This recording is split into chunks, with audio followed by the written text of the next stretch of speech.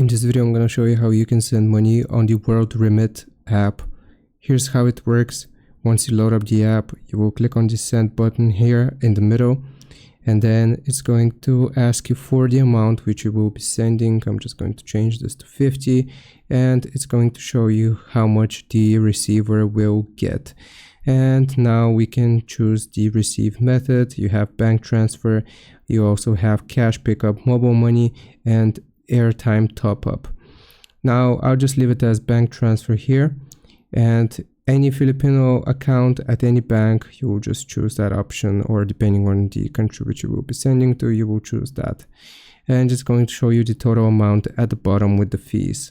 Click on next, and you will have to provide a receiver. So here you will need to type the receiver's name. So after you type their name, then it's going to ask for the last name as well. Then it's going to ask for the bank details, their number, the bank name also. So once you click on bank name, it is going to let you choose from the banks available in that region, the number, and the reason for sending. So once you click on reason for sending, you will have options such as payout.